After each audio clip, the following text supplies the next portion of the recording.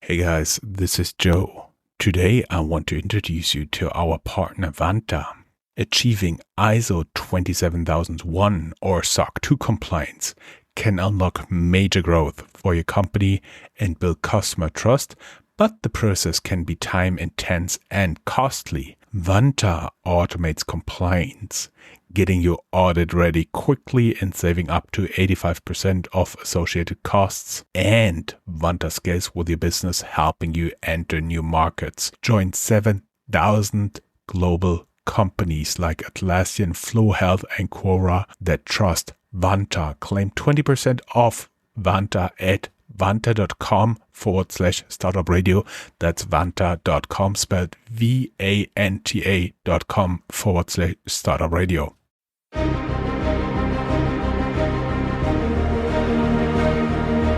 Welcome to Startuprad.io, your podcast and YouTube blog covering the German startup scene with news, interviews, and live events.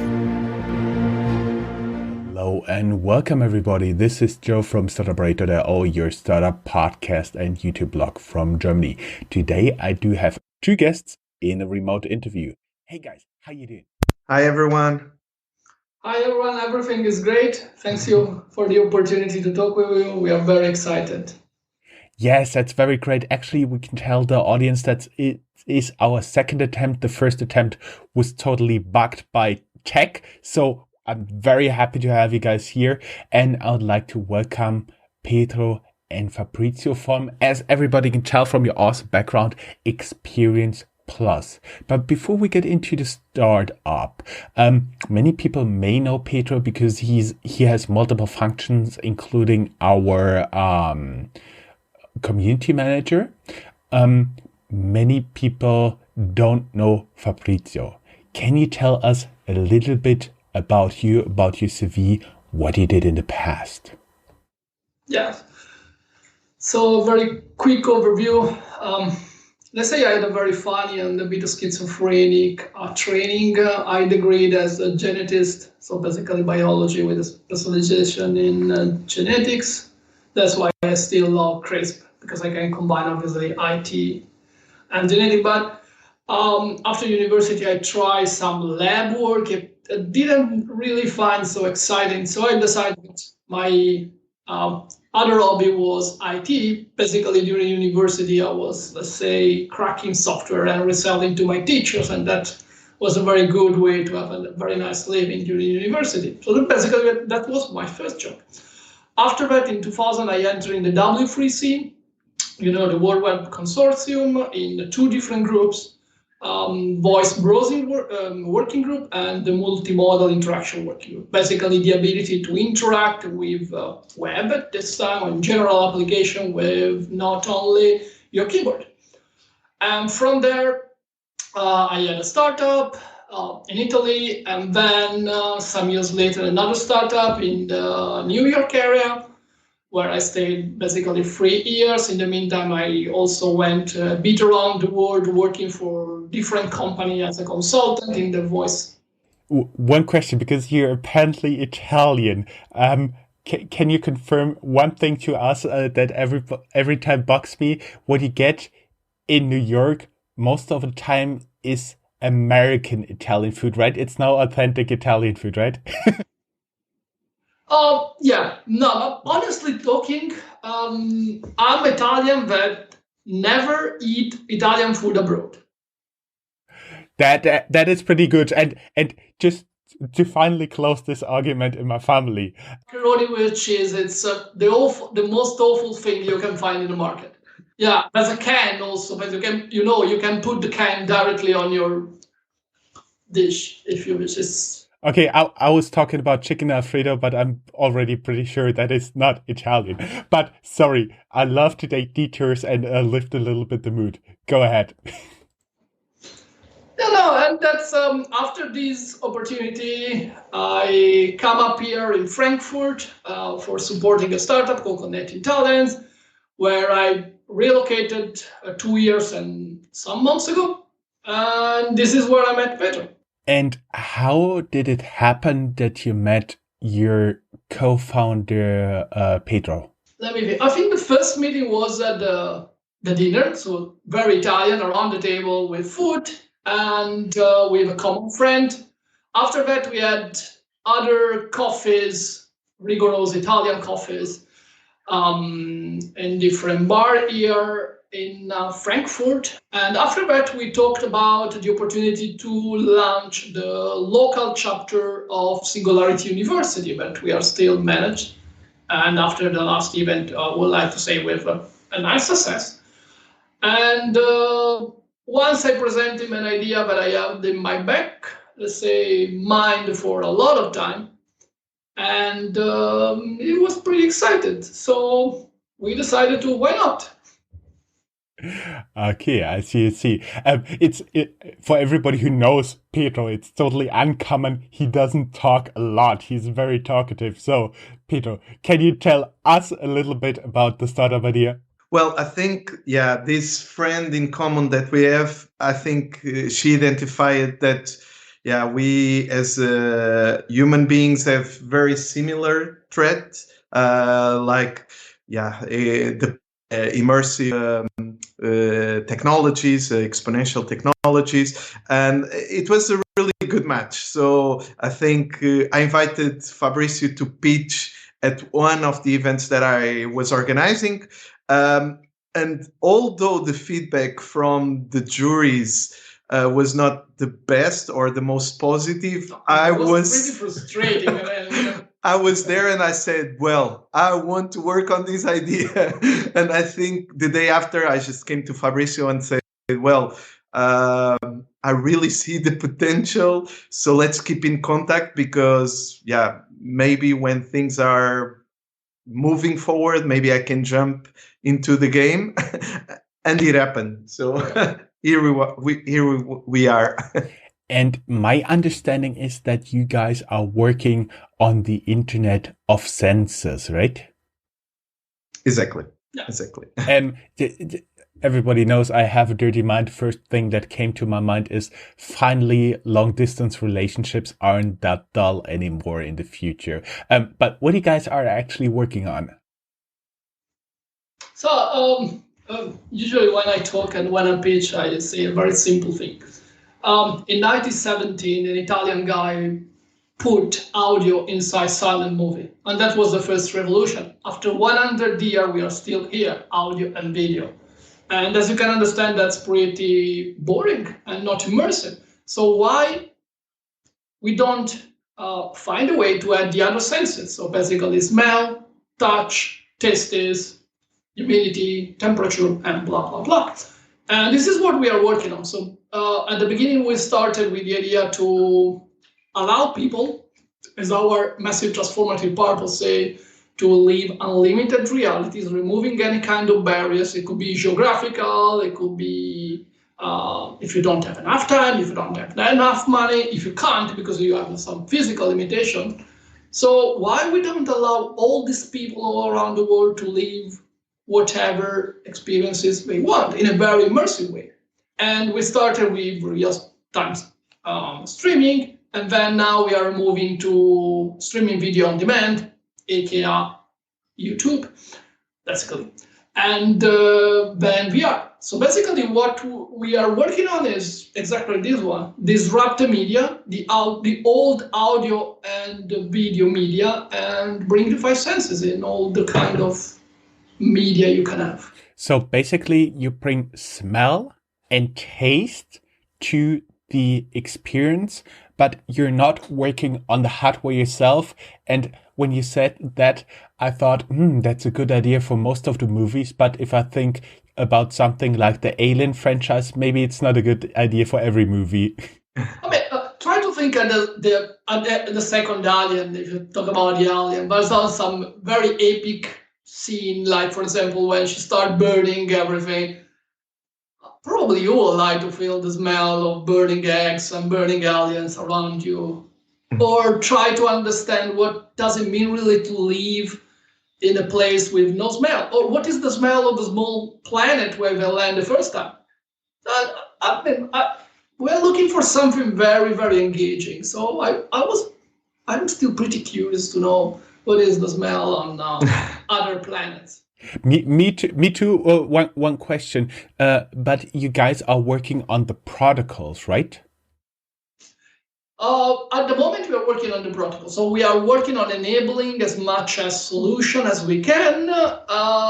But in the future, maybe we will work on the hardware.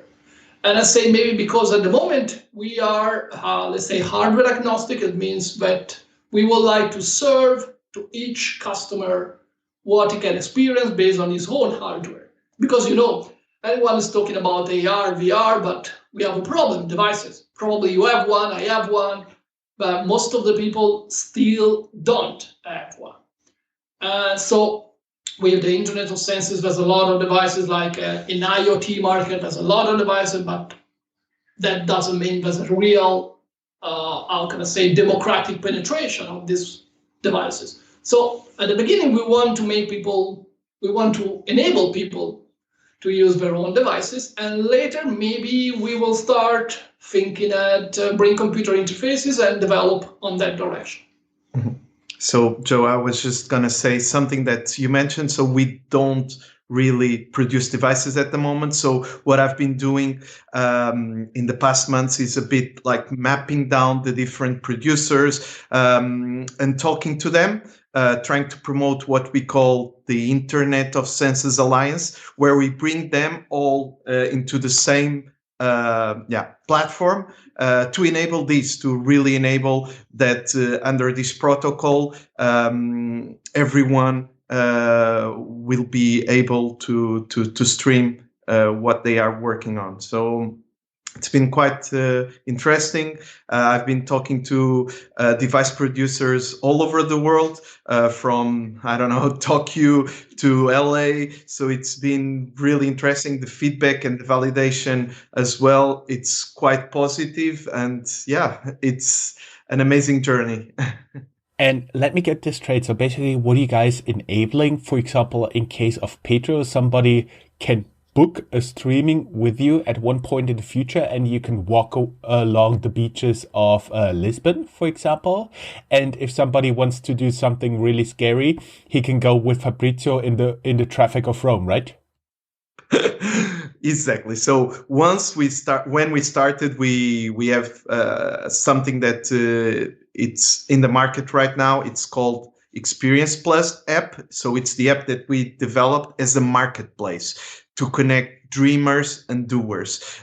So that if someone really wants to experience something very specific, we try to find someone out there that will support to make this dream come true. So as you described, if we have someone that wants to experience a market in India, we will connect with the doer in India that will do the tour guide on the market, stream not only the audio and the video, as we said, but as well the smells of the market. If he wants to taste some specific food, everything should be arranged in order to stream all everything.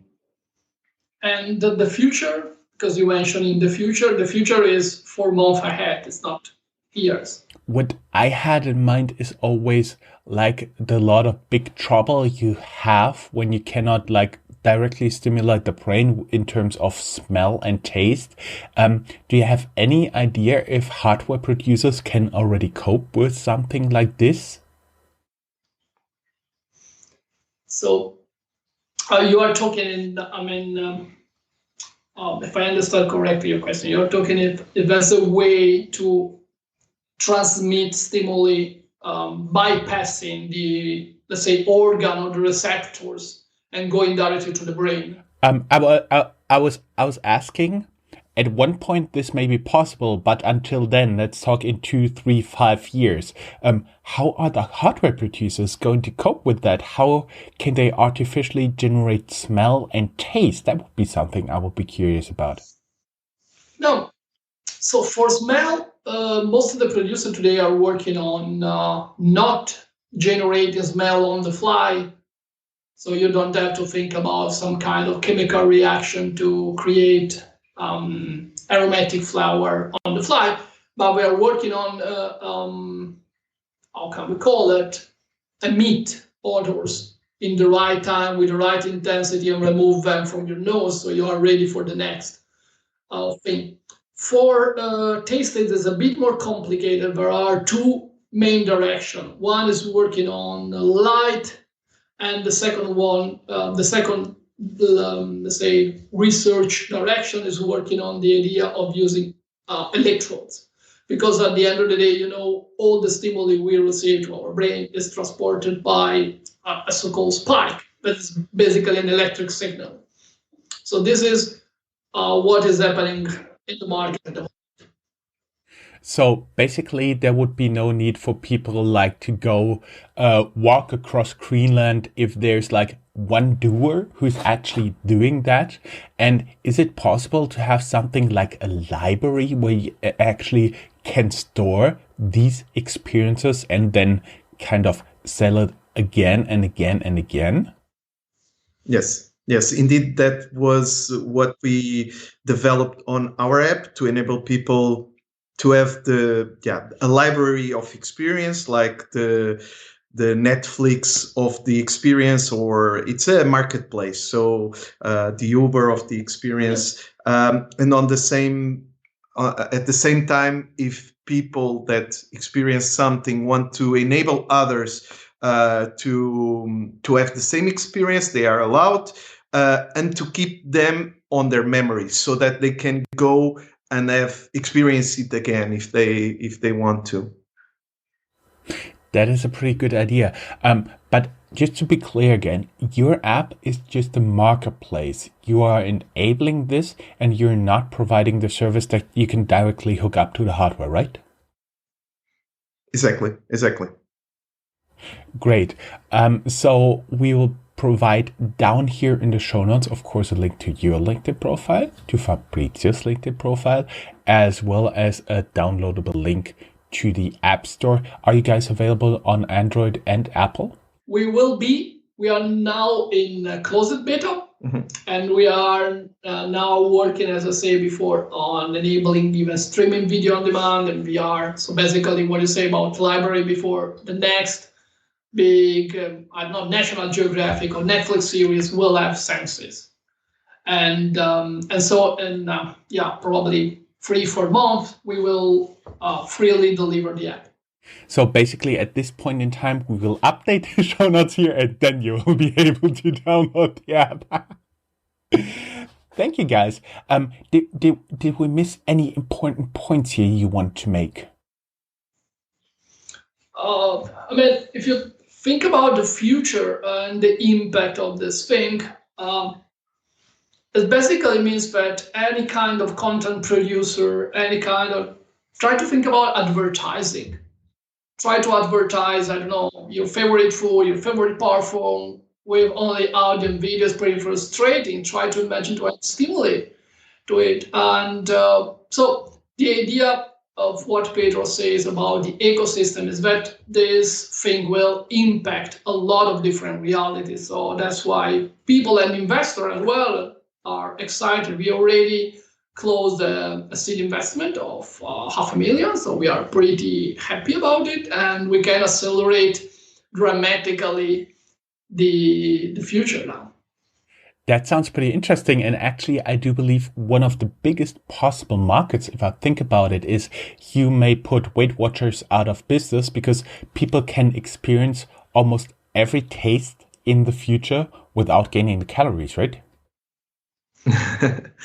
Yes. So in terms of validation or business opportunities, indeed, we in the last year have been talking to several verticals or several businesses that validated the interest and the application of this framework, let's call it. So, for example, 1 year ago, we took part of the U versus Virus, where the solution won the category for arts and culture. So we have been talking with different museums. The same goes for industries like the sports and football industry, music industry. So it's been the amount of opportunities ahead. It's very, very, very interesting for us. And just recently, the Super Bowl has been happening, and I can see that some people will buy very expensive, very good tickets for the Super Bowl and just stream their experience. Have you ever given any thoughts to license agreements like this, if they're permitted to do this on a Super Bowl event or something like that? Well, it's something complex, but we have been in discussions with stakeholders like the ones you just mentioned. And just sorry, I'm going a little bit crazy here. One more question: could you also like have a doer being like, for example, a soccer player, a football player, a quarterback, a basketball player? Could that be also the doer? So basically, sports fans are not confined to the outside of the game, but they could actually be in there. That's exactly what we want to do. That's what we have been pitching to these institutions. And you just mentioned one example. Another example in the future could be, for example, robots or drones, so that it can be even not a human being. So it can be an animal, for example. Yeah. That sounds pretty promising. Everybody would like to learn more, go down here in the show notes. There are either the link to our blog post or the link directly to you guys. We are providing the links to almost everything in our show notes. We're very sorry if the links don't work, because we get this feedback recently.